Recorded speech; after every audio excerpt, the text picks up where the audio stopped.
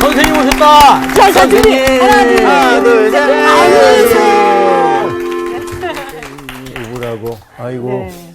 배운 대로 하네. 네, 저번 주에 그렇게 배웠으니까. 그럼요. 네. 인사만 배운 대로 하면 안 되지. 마음 깊숙이 삶을 또 그렇게 살아야죠 우리가. 예. 그동안 우리가 공부해 왔던 것은 누구의 잠언이었죠? 솔로몬이요. 솔로몬의 잠언이었죠. 기억나는 게 있어요? 하나라도? 아비의 훈계를 듣는 자가 지혜로운 자이다. 네. 악인이 많으면 망하니라. 노하기를 더디하라. 다 하나씩 해야 되는 거예요, 지금. 그 옛날에 어떤 분이 나이 많으신 목사님을 찾아와서 이렇게 말했대요. 목사님, 아무리 설교해도 사람들이 귀담아 듣지도 않고, 네. 뭐 지난주일에 얘기한 거 다 잊어버리고, 네. 그러니 뭐 하려고 설교를 합니까? 그래서 그 목사님이 그냥 한마디 하셨대요. 콩나물에 물 죽이라. 그죠? 예. 콩나물 길러본 적이 있나요? 네네. 그러면 여러분 바가지에 물 떠가지고 주잖아요. 네네네. 그러면 어떻게 돼? 물이 전부 쑥 밑으로 빠지죠. 네, 맞아요. 물이 고여있으면 썩지, 오히려. 근데 물은 빠져나갔지만 어떻게 됐어요? 콩나물은 콩나물은 자라잖아요. 네. 그러니까 여러분이 잠언에 있는 구절을 암송하진 못한다고 해도 네. 그래도 그게 여러분의 내면 속에서 여러분을 영적으로 키워준 줄로 알겠습니다. 네. 저기 방청객분이 얘기했어요. 콩나물에 물을 자주 줘야 된다. 그것처럼 저희가 말씀을 자주 이렇게 자주 배워서 들어야 이렇게 곱씹어 먹어야지 저희 믿음의 성장이 있겠죠. 그렇죠. 그런 것 같아. 저도 이제 젊은 시절에 책을 많이 봤는데 네. 비교적 잡독이었어요. 체계를 갖춘 독서가 아니라 네.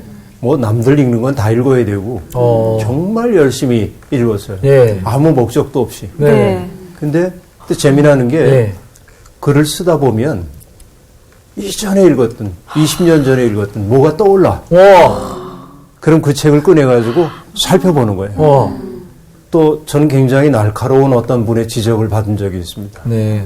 뭐라고 얘기하냐면 선생님의 글 속에서 이상하게 그 칼 야스퍼스의 철학이 느껴져요. 그렇게 얘기를 해요. 칼 야스퍼스. 독일 철학자인 칼 야스퍼스가 제 전공이 야스퍼스입니다. 그러니까 내가 야스퍼스를 안 하는데도 그는 느끼는 거예요. 그래서 이게 우리가 읽었던 것들이 사라진 것처럼 보이지만 내 속에 다 담아 있구나. 그렇죠. 네. 그걸 달리 얘기하면 뭐냐. 우리가 몇 년 동안 함께 지내왔잖아요. 이렇게. 네. 몇 년 동안 지나온 그 흔적이 네. 우리 속에 뭔가 남아있어. 맞아요. 그러니까 맞아요. 이렇게 만나서 몇 년을 보낸다는 게 이거 보통 인연이 아니에요. 그럼요. 맞습니다. 전 정말 많이 느껴요. 그렇죠. 네. 저도 그래요. 네. 저도 곡 쓸 때 아주 많은 도움을 받습니다. 정말 그래요. 네. 고맙습니다. 감사합니다. 네.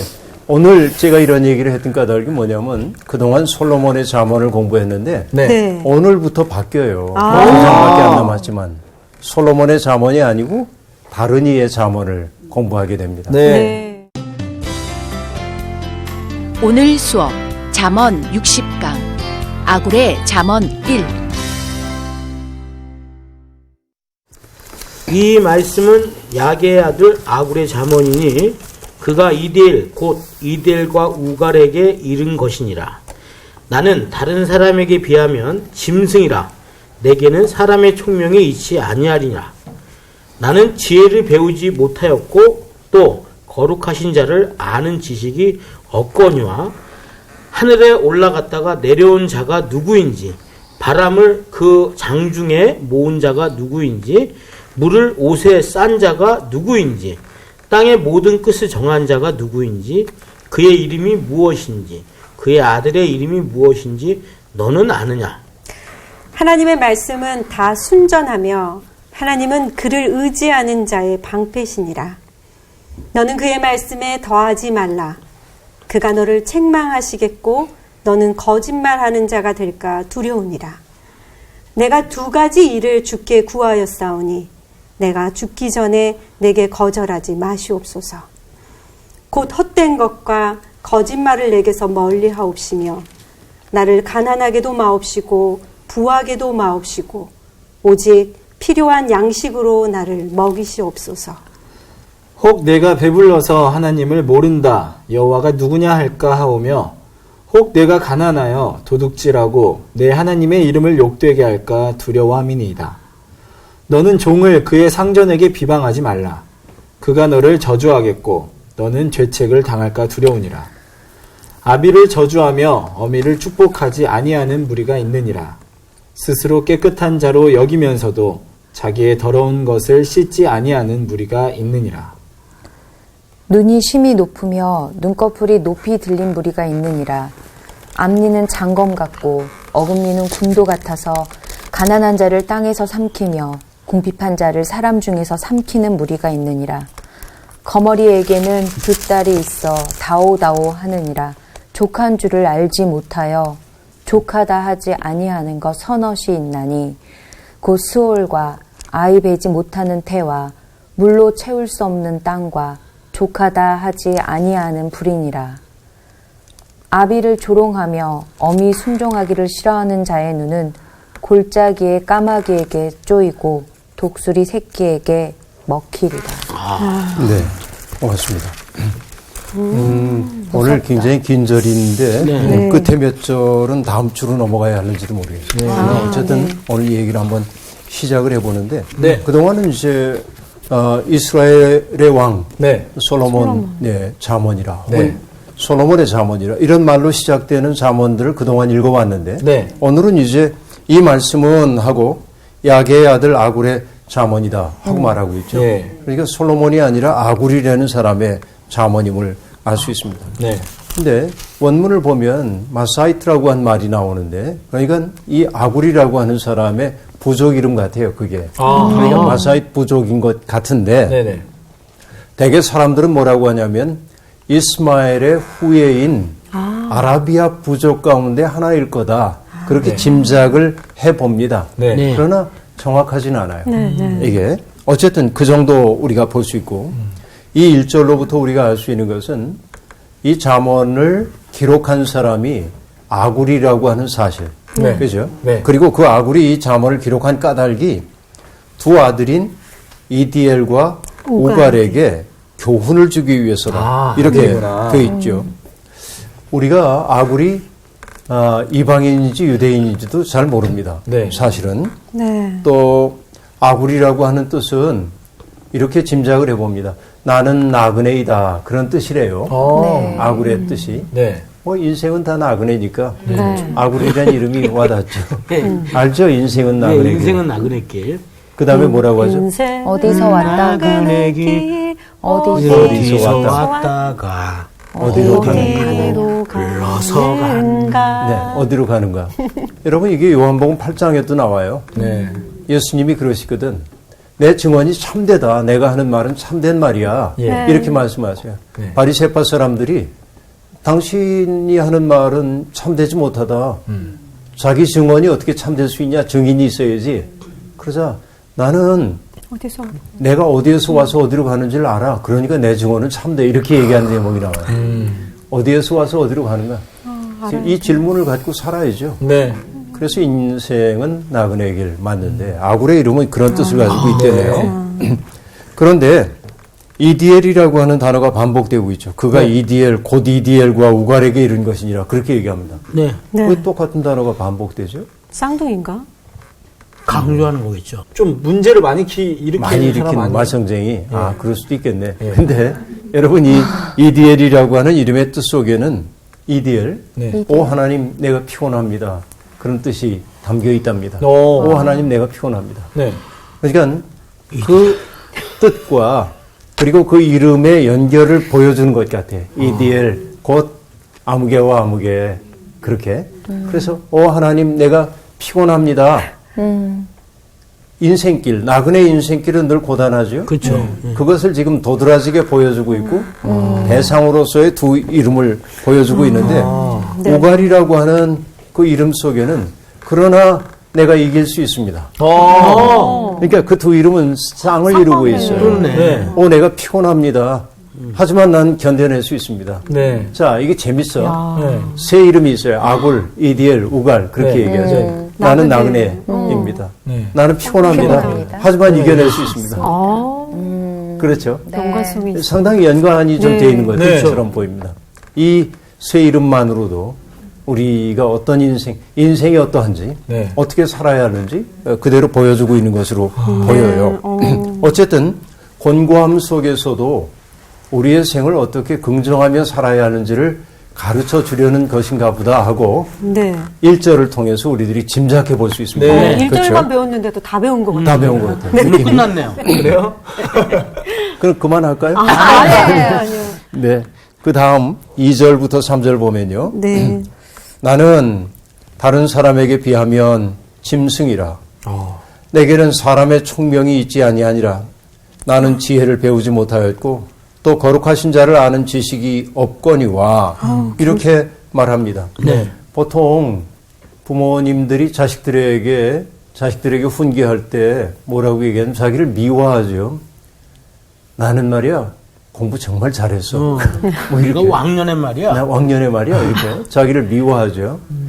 그리고 사실 자식들에게 부끄러움 없는 부모가 되고 싶은 게 모든 부모들의 꿈이죠. 그렇죠. 그러다 보니까 미워하기도 하고 그럽니다.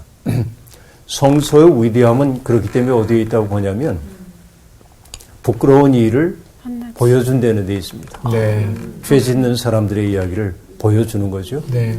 베드로가 초대교회에서 그렇게 중요한 역할을 하는데 주님을 부인하는 베드로의 모습을 성경은 기록했어요. 네. 네. 그렇죠. 물에 빠져 들어가고 있는 베드로의 모습을 기록합니다. 네. 왜냐하면 바로 그것이 그 글을 읽는 독자들의 삶의 모습이기 때문에 그렇습니다. 나도 물에 빠져들고 예. 나도 부인하고 네. 그렇죠. 그런데 저분이 저렇게 했으니 하면서 나의 물에 빠짐과 부인함을 합리화하는 게 아니라 네. 언제나 빠진 다음에는 건짐받는 이야기가 있었고 부인한 다음에는 울고 일어서요. 그렇죠. 네, 그쵸. 운 다음에 새로운 삶을 향해 나아갑니다. 네. 그 삶을 배우기 위해서죠. 네. 그러니까 인생의 어두운 거, 부정적인 것들을 제거해놓고 밝은 것만 얘기하면 교육이 안 그렇죠. 일어나요. 네. 그렇죠. 이게 이제 굉장히 중요한 부분이라고 보는데 여기 아굴은 굉장히 정직합니다. 네. 나는 다른 사람에 비하면 짐승이라. 짐승. 여러분 성경에서 짐승이라고 하는 것은 특별히 지혜문학에서 둔하고 어리석은 사람을 일컫기 위한 은유로 쓰입니다. 그러니까 나는 여러분 나는 다른 사람에 비하면 짐승이라 그런다고 해서 아굴이 짐승이었구나 이렇게 판단하면 안 돼. 네. 직유법으로. 예. 그래서 이건 은유입니다. 네. 이 성서의 언어는 은유적 언어이죠. 그러니까 나는 정말 둔하고 어리석은 사람이야 이렇게 말합니다. 네. 왠지 신뢰하고 싶은 어, 마음이 네. 생깁니다. 정이 가요. 자기 과장 안 하니까. 네. 그렇죠. 성경에도 짐승이 미련한 자의 뜻으로 쓰인 데가 시편의 도초에 등장하는데 제가 좋아하는 구절 시편 49편 12절은 이렇게 말합니다. 사람은 존귀하나 장구하지 못하며 멸망하는 짐승 같도다 하고 말합니다. 시편 73편에 이런 구절도 나옵니다. 내가 이같이 우매무지함으로 주 앞에서 짐승이 오나 하고 말합니다. 세상에서 일어나고 있는 불의한 현실을 보면서 하나님이 계신가? 낙심했던 자기를 부끄러워하며 하는 얘기예요. 네. 하나님이 살아계신데 나는 왜 이렇게 낙심했던가 하는 맥락입니다. 하나님의 뜻을 온전히 알지 못하니까 우매한 것이 짐승과 다를 바가 없다. 네. 그렇게 지금 얘기하고 있네요. 그러면서 그가 말합니다. 내게는 사람의 총명이 있지 아니하니라. 나는 지혜를 배우지 못하였고 또 거룩하신 자를 아는 지식이 없거니와 하고 말합니다. 여러분 이것은 짐짓 해보는 겸양의 말이 아니라 자신의 부족함을 절감한 사람의 절절한 고백 같아요. 그렇죠. 그런데 여러분 저는 이 태도가 좋아요. 굉장히 좋아요. 네.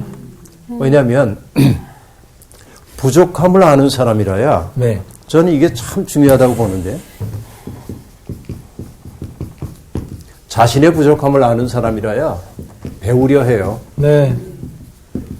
배움을 향해 자기를 개방하지요. 네. 네. 근데 자기의 부족함을 알지 못하는 사람은 배우려 하지 않고 가르치려고만 합니다. 네. 언제나. 네. 그래서 여러분 늘 얘기하다시피 소크라테스의 얘기.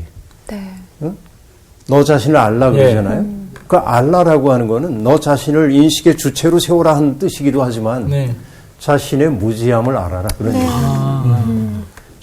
이 소크라테스가 아테네에서 가장 지혜로운 사람인 까닭은 네. 가장 많이 아는 사람이기 때문이 아니라 네. 나의 알미라는 게 불완전하고 부족하다는 사실을 인식하고 있기 때문에 예. 그렇죠. 그는 지혜로운 사람이래요. 이걸 뭐라고 얘기해? 무지의 지. 네. 그치? 무지한 것을 아는 거예요. 무지의 지. 내가 무지하다라고 하는 사실을 아는 거죠. 네. 이 아굴은 바로 그런 것을 보여주고 있습니다. 그러니까 뭐 사람의 총명도 없고 지혜를 체계적으로 배운 적도 없고 거룩하신 분을 아는 지식도 내게 너무 부족해. 여러분 이 부족함에 대한 인식은 결국 배우려는 마음으로 연결될 수밖에 없죠. 그 다음에 그는 이렇게 말합니다.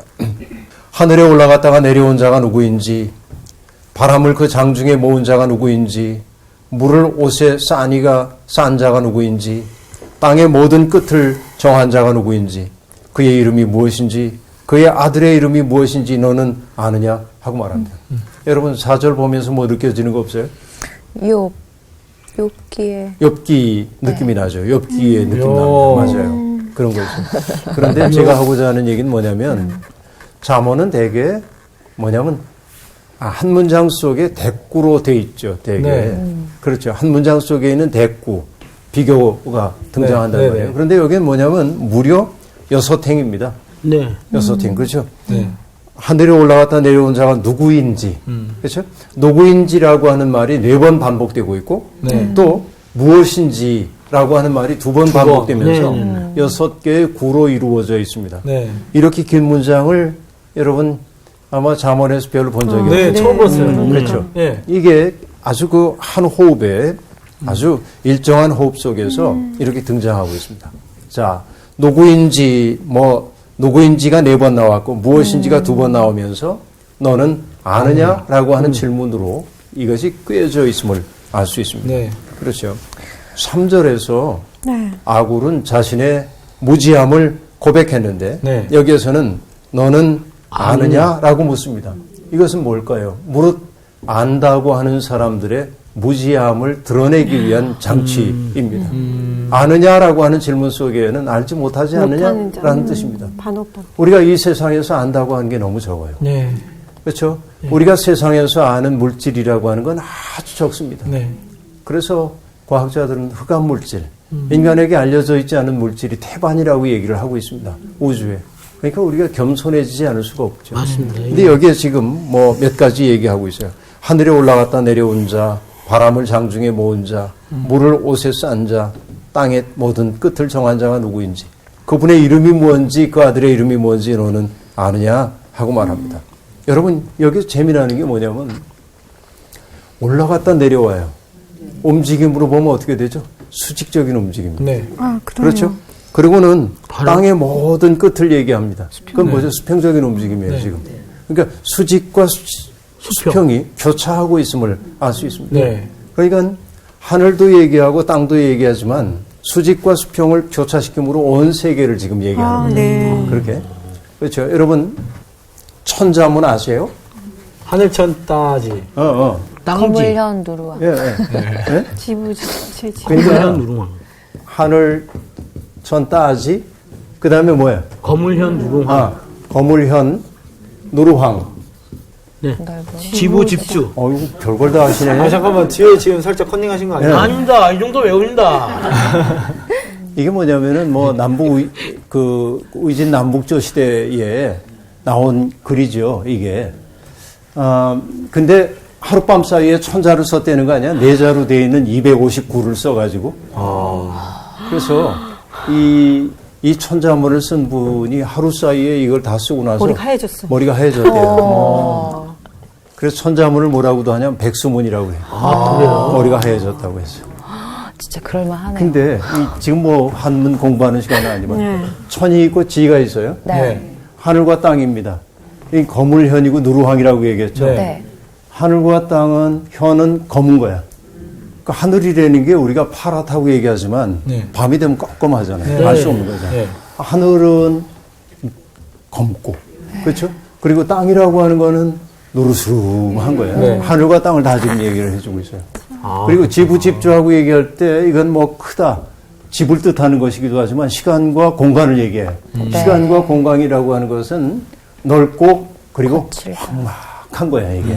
이 우주라고 하는 게 그렇게 돼 있는 거죠. 그다음에 날을 다루니까 해와 달이라고 하는 것은 뭐예요? 가득 찰 때가 있고 기울 때가 있는 거지. 그러니까 우주의 원리가 이 속에 이렇게 쫙 들어가. 유명하다. 신수열장, 우주문이야. 별과 별자리라고 하는 게 열지어 중부로 서 있고 등등 이렇게 이제 갑니다. 그러니까 우주론이에요. 동양인들이 가지고 있는 우주론이 이 속에 담겨 있어요.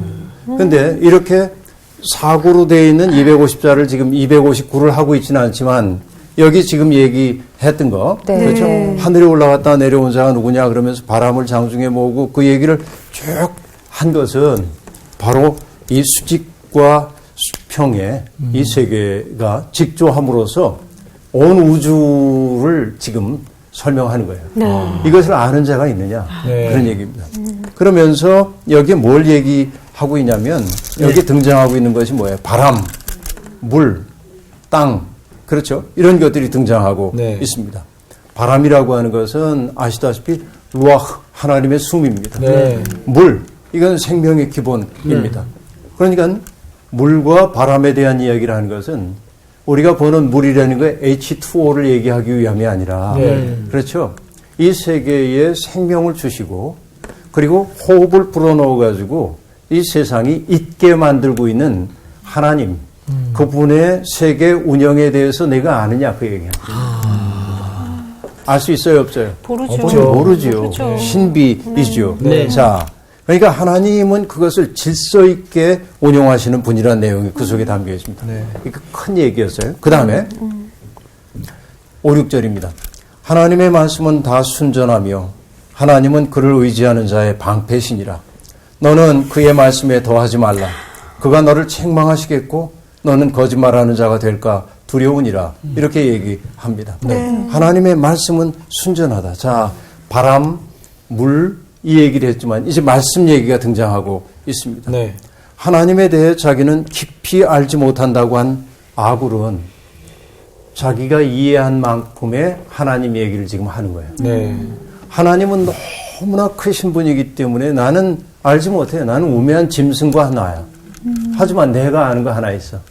그건 뭐냐? 하나님의 말씀은 다 순전하다고 하는 거예요. 하나님은 그를 의지하는 자의 방패시라는 거예요. 여러분 모른다고 얘기한 다음에 이렇게 얘기하니까 곡진하게 와닿아. 이건 내가 경험을 통해 한 진실이기 때문에 그렇습니다. 그렇죠? 하나님의 말씀이 순전하다고 하는 것은 뭐냐면 삿됨이 없다. 하나님의 말씀은 누구를 사사로이 편들지 않는다. 네. 그렇죠. 그러니까 사람 사이에 어떤 질서는 바로 하나님의 말씀이 질서의 토대가 되어야 된다 하는 말을 강력하게 들려주고 있습니다. 그러니까 그 말씀에 더해서는 안 되죠. 이해할 것은 이해하고 아니할 것은 아니오해야 합니다. 말씀을 변개하려는 사람들은 잘못된 사람들이죠. 그것은 성경이 우리에게 얘기하고 있습니다. 그렇죠. 그리고 하나님은 어떤 분입니까? 그를 의지하는 자의 방패시라 하고 말합니다. 여러분 시편 18편을 보면 주님은 나의 힘입니다 하고 고백한 후에 주님이 어떻게 방패가 되어주시는, 힘이 되어주시는지를 얘기하는데, 하나님은 나의 반석, 요새, 피하여 숨을 바위, 방패, 구원의 뿔, 산성, 이런 다양한 표현으로 얘기를 합니다. 네. 그러니까 아굴의 경험 속에서 나온 강력한 말입니다. 하나님의 말씀은 순전합니다. 하나님은 그를 의지하는 자의 방패십니다. 그러니까 이 말씀 하나를 굳게 붙들고 네. 인생 사는 거죠. 다음 볼게요. 네. 내가 두 가지 일을 주께 구하여 싸우니 내가 죽기 전에 내게 거절하지 마시옵소서. 곧 헛된 것과 거짓말을 내게서 멀리 하옵시며 나를 가난하게도 마옵시고 부하게도 마옵시고 오직 필요한 양식으로 나를 먹이시옵소서. 혹 내가 배불러서 하나님을 모른다 여호와가 누구냐 할까 하오며 혹 내가 가난하여 도둑질하고 내 하나님의 이름을 욕되게 할까 두려워함이니이다. 자, 이 아굴이라고 하는 사람이 하나님 앞에 기도할 때 어떤 기도를 하며 살았는지를 여실히 보여주는 대목이죠. 나는 두 가지를 주님께 구하겠습니다. 근데 여기 보니까 구하였 사온이 과거형으로 되어 있어요. 그 말은 아굴이 이런 기도를 반복해왔음을 보여주고 있습니다. 그렇죠. 그러니까 이 기도는 잠시 동안 기분이 낮기 때문에 한 기도가 아니라 정말로 자기의 삶이 그렇게 되기를 바라면서 구한 기도임을 알 수 있습니다. 그죠? 죽기 전에 응답해달라고 기도하는 것으로 볼 때 아굴의 삶이 권고한 삶이었던 것을 알 수 있습니다. 그 이름이 뭐였다고요? 나는 나그네입니다. 나그네 인생 권고하죠. 그러니까 이 두 가지를 내게 주십시오. 첫째 뭡니까? 헛된 것과 거짓말을 내게서 멀리하게 해 주십시오. 하고 말합니다. 여러분, 성경에서 헛된 것은 언제나 우상입니다. 바람과 같은 것. 그러니까 나의 인생을 든든하게 붙잡아 줄 수 없는 토대 위에 내 인생의 집을 지으면 안 돼. 그건 헛된 것입니다. 그렇죠? 우상은 헛된 것이에요. 빈 것. 그러니까 내가 우상에게 사로잡히지 말게 해주십시오. 그런데 여러분, 우리가 공부를 해봤습니다만 우상이라고 하는 게 우리가 어떤 스태츄, 만들어진 어떤 조형물만을 우상이라고 말하는 경향이 있지만 사실 우리가 생각해야 하는 우상은 뭐죠? 나의 마음속에 가장 소중한 가치로 간직하고 있는 것들이 우상이에요. 그렇죠. 그러니까 여러분, 어떤 신학자는 얘기합니다. 현대인들에게 가장 큰 우상은 출세. 출세. 혹은 달리 얘기하면 돈이죠. 때때로 자식이 우상이 될 때도 있습니다. 맞습니다. 근데 우리 사회는 학벌도 우상입니다. 그 이렇게 얘기해서 어느 대학 나왔어요? 그래서 어떤 S대입니다. 오, 그러세요? 달리 보이네요. 지방에 있습니다. 아, 그래요? 아, 그래요? 안녕히 계세요. 이렇게. 여러분, 내가 농담조로 지금 얘기하고 있지만 많은 사람들의 태도가 이렇게 됩니다. 맞아요. 그러니까 여러분, 학벌이라고 하는 게 사람들의 가치를 결정해 주는 것처럼 생각해요. 참 우스운 일이죠, 이런 것들이. 그것도 우상이에요. 그러니까 좋은 대학 들어가고자 하는 게 학문을 깊이 쌓기 위해서가 아니라 그 대학에 간판이 필요한 거지. 그럼 그것도 우상이지. 그렇죠. 이런 거. 이게 헛됨이에요, 우상이라고 하는 것은. 또 하나는 뭐냐면 거짓말. 거짓말은 두 가지 동기에서 하는 거죠. 하나는 자기 이익 확보하기 위한 거. 또 하나는 뭐죠? 자기를 강화하기 위한 거. 크게 보이기 위해서 거짓말을 하기도 하죠. 다양한 거짓말들이 있겠지만 아굴은 이거를 피하게 해달라고 기도하고 있습니다. 또 하나 기가 막힌 게 나오죠. 나를 가난하게도 마옵시고 부하게도 마옵시고 오직 필요한 양식으로 나를 먹이시옵소서. 여러분, 우리는 이렇게 기도하나요? 대개 주님 주시옵소서. 주시옵소서. 뭔가를 좀 많이 달라고 기도하는 경향이 창고가 넘치게 하여 주시옵소서. 차고 누르고 되어서 넘치게 해달라고 이제 대개 그러죠. 근데 이 아굴의 기도는 그렇지는 않아요. 너무 가난하게도 마옵시고. 이 구절을 보면서 저는 주기도문이 생각이 났어요. 일용할 양식. 맞았어요. 일용할 양식을 주옵시고. 그 대목이 떠오르죠. 이게 진짜 축복 아닌가라는 생각도 들어요. 저희가 보통 기도할 때 가난하게는 마옵시고라는 기도는 하지만 부하게 마옵시고라는 기도는 사실 하기가 힘들잖아요. 그렇죠. 부하게 해달라고 그러죠. 근데 우리가 경험한 거지만 부유함이 복일 때도 있지만 그럼요. 부유함이 복이 아닌 경우가 더 많습니다. 때때로. 왜냐하면 부유해지면은 하나님을 망각하게 돼 있어요. 이게 어쩔 수 없는 인간의 모습이에요.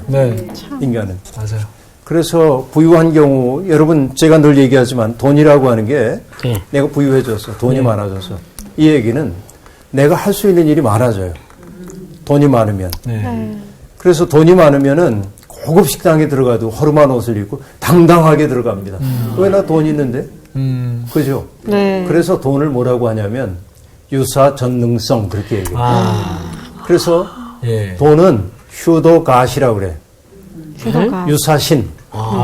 가짜신인 거죠. 그러니까 여러분 인간의 모든 죄가 어디에서부터 출발하냐면 아담과 하와가 뱀의 유혹에 넘어갔을 때 뱀이 했던 얘기, 내가 신처럼 될 것이다 하고 말해. 네. 선악과를 따먹으면 네. 신처럼 되고 싶어. 전능한 존재. 예. 근데 자본주의는 우리에게 끊임없이 돈이 우리에게 전능함을 준다고 얘기합니다. 네. 그러니까 부해지고 싶어요. 예. 근데 그 부함이 하나님으로부터 멀어지게 하는 경우가 대부분입니다. 네, 맞습니다. 그래서 아굴은 풍요에서 벗어나게 해달라고 말하고 있습니다. 아굴은요, 은혜가 아니고는, 하나님의 은혜가 아니고는 자기를 지킬 수 없다는 사실을 잘 압니다. 예. 제게 부유함을 주셔도 제가 하나님 앞에 신실하겠습니다. 그렇게 얘기해봐야 소용없어요. 네. 안 돼, 사람은. 그거 안 되도록 돼 있어요. 네, 그래서 아굴은 은혜가 아니고는 자기 마음을 자기가 다스릴 수 없다는 사실을 잘 알기 때문에 이렇게 구하고 있는 것입니다. 한동안 여러분 유다족 속의 일원인 야베스의 기도가 네. 사람들이 많이 그 기도를 드렸던 맞아요. 적이 있습니다. 기억나시죠? 예. 주께서 내게 복을 주시려거든 나의 지역을 넓히시고 네. 저 삶의 지역을 넓히시고 주의 손으로 나를 도우사 나로 환난을 벗어나 내게 근심이 없게 하옵소서. 역대상 4장 10절에 나오는 네. 그 기도인데 예. 야베스의 기도 그죠? 많이 했죠. 찬양도 있고 뭐 노래도 찬양도 여러 있고. 곡 네, 그렇죠. 많이 했죠. 사실 그 기도 중요합니다. 예. 대개 그 기도가 만들어진 건 언제냐면 포로 생활로부터 귀환한 공동체들이 예. 네. 모든 것이 황폐하게 변해버린 그 땅에서 살아남기 위해 너무나 많은 고생들을 했어요. 예. 근근히 살았어요. 그래서 그들에게는 뭐가 필요하냐면 내게 주어져 있는 생애 조건이 네. 너무 곤고하지만 그 생애 숙명적 조건을 딛고 일어선 자인 야베스가 생애 모델이 된 거야. 그러니까 우리들도 이렇게 숙명처럼 우리를 힘들게 하고 있는 곤고한 삶을 믿음으로 개척해서 마침내 하나님이 내 지경을 넓혀주시고 그렇죠. 그리고 환난에서 벗어나고 예. 평안해지기를 바라서. 그러니까 그런 모델이 필요했기 때문에 네. 여기 그 유다 족속의 일원인 야베스의 기도를 뜬금없이 족보 이야기를 하는 과정에서 갖다 집어넣은 거예요. 네. 하나의 예로 그렇게 해놨어요. 그렇죠. 그러나 하여튼 야베스의 기도도 중요하지만 아굴의 기도도 기도. 대단히 중요합니다. 알 수 있습니다. 진짜, 다음 볼게요. 네. 너는 종을 그의 상전에게 비방하지 말라. 그가 너를 저주하겠고 너는 직 죄책을 당할까 두려우니라 하고 말합니다. 여러분 종을 상전에게 비방하지 말라는 말은 뭡니까?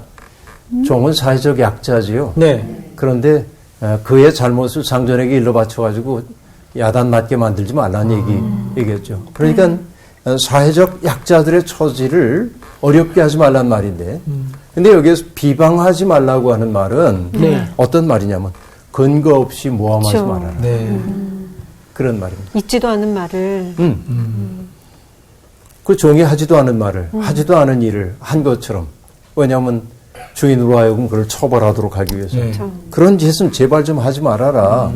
결국 네가 그런 일을 하게 될 때 종이 너를 저주할 거고 그리고 그 저주는 반드시 너에게. 작동해서 너에게. 내 삶을 괴롭게 만들 거다. 그런 얘기입니다. 네. 자, 그 다음에요. 11절. 아비를 저주하며 어미를 축복하지 아니하는 무리가 있느니라. 여러분 여기 무리라고 번역되어 있는 단어는 세대이기도 합니다. 그러니까 저주라고 하는 말로서 앞절과 연결이 되고 있는데 네. 그렇죠. 부모 공경할 생각이 없는 자식들이 있습니다. 여러분 내 부모를 공경하라. 네. 이게 이제 계명이죠. 10계명 가운데 등장하는 계명입니다. 근데 그 부모는 나를 낳아주신 육친의 부모를 뜻하기도 하지만 부모 세대라고도 보아야 합니다. 예. 다시 말하면 일의 효율성이 떨어져요. 나이 드신 분들이. 여러분 우리가 보면은 어르신들을 보면 어떤 질서 있게 진행해 가다가 어떤 생각에 사로잡히면 문득 이렇게 멈칫하기도 해서 흐름을 방해하는 경우도 덜어 있습니다. 근데 젊은 사람들이 그걸 이상하게 생각하면 안 됩니다. 그분들의 생의 생체의 리듬이 그렇게 처신하도록 하는 거예요. 여러분 계단 같은데 지하철 타기 위해 계단 내려가다 보면 노인들이 힘겹게 내려가고 있잖아요. 네. 근데 여러분 뒤에서 젊은 사람들이 탁탁탁 하고 내려오는 소리가 이분들에게는 얼마나 공포스러운지 모릅니다. 그러겠다. 왜냐하면 건드리면 넘어지면 큰일 나거든요. 그래서 저는 언제나 노인이 앞에 걷고 있으면은 일부러 그 뒤에서 천천히 제가 속도 조절을 합니다. 뒤에 사람들이 내 뒤에 오도록. 그렇게 얘기하니까 난 굉장히 젊은 것 같은데. 너무 멋있으셔. 거기까지 생각을 못 난 이게 했어요. 굉장히 중요한 일이라고 생각을 해요. 그렇죠. 그러니까 부모를 공경하라고 하는 얘기는 효율을 숭상하는 세상에서 속도감이 떨어진 존재들입니다. 부모님 세대들이. 그러니까 그 세대들의 속도감 때문에 요즘 뭐든지 빨리 해야 하는데 그들을 도외시하고 무시하지 말아야 되는 그렇죠? 그 얘기입니다.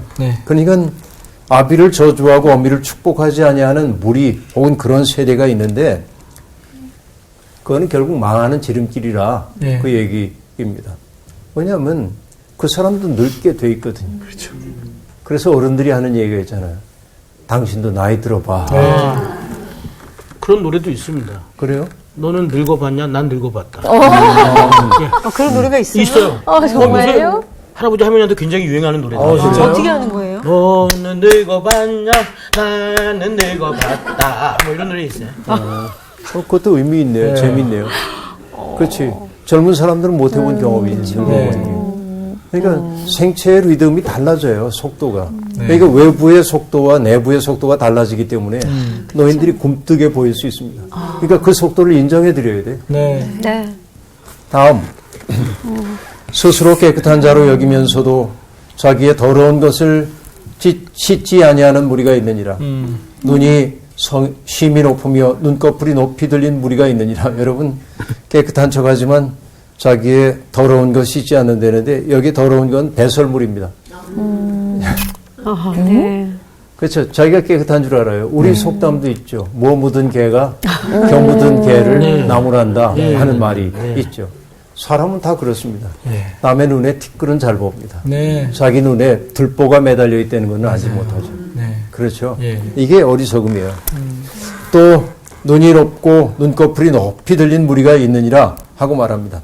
눈이 높이 들린 무리는 아까 얘기한 교만한 자들이겠죠. 당연히 우리가 알 수 있습니다. 교만하다는 건 뭐였죠? 하나님의 지혜에 의지하지 않으려는 태도였습니다. 그런 것이었어요. 오늘은 14절까지만 공부할게요. 마지막 절을 보겠습니다. 앞니는 장검 같고 어금니는 군도 같아서 가난한 자를 땅에서 삼키며 궁핍한 자를 사람 중에서 삼키는 무리가 있느니라. 그렇죠. 이게 현실이죠. 힘이 있다고 해서 타자들 괴롭히고 착취하는 세대들이 있는 겁니다. 그러니까 가난한 사람들을 못 살게 굶으로 그들의 설 자리를 박탈하는 무리가 있다는 거예요. 근데 아굴이 이런 이야기를 아들들에게 하는 까닭은 뭐냐면 세태가 이러니 너희도 세태를 따라라 그런 말이겠어요? 아니죠. 너희는 그러면 안 돼. 흐름을 거슬러 갈 줄 아는 사람이 돼야 돼 하는 말일 겁니다. 그렇죠.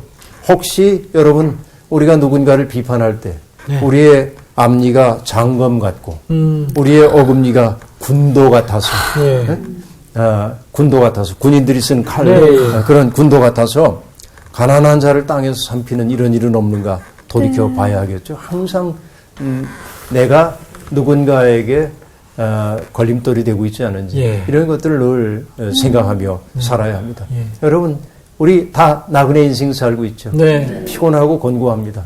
그러나 피곤하고 곤고한 것이 우리에게 숙명이라고 해도 그것을 넉넉히 이겨낼 수 있는 힘이 필요하죠. 그런 용기도 필요하죠. 하나님 말씀은 그런 용기를 우리에게 줍니다. 힘내서 멋지게 살길 바랍니다. 고맙습니다. 감사합니다.